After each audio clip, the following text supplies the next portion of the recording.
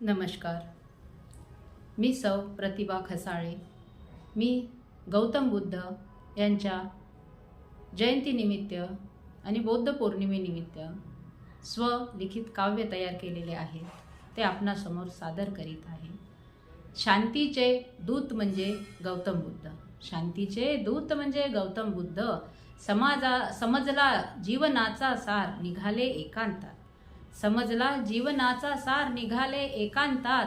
साधना कठोर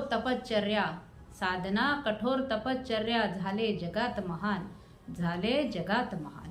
जीवन हे आहे अनमोल कर्म करा थोर. घेतला पिंपळाचा आसरा झाला इथेच साक्षात्कार.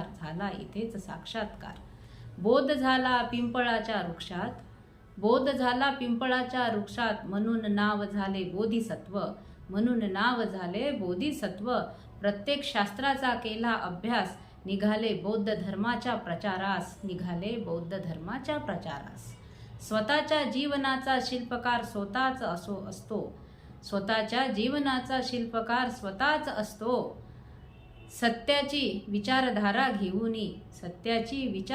घेऊनी जगण्यास सिद्ध होत असतो. संसार नश्वर आहे. बाहेरच्या जगतात सुख शोधू नका. सुख हे आहे अंतःकरणात.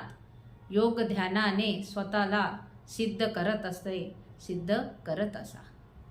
शांतता समाजात नसून आपल्या आतमध्ये शोधा. स्वतःच्या आतमध्ये शोधा. मौन पाळा. आपल्या इंद्रियांना काबूत ठेवा आणि जगाला जिंका असा संदेश देणारे आणि शांतीचा संदेश पोचवणारे शांतप्रिय असे गौतम बुद्ध.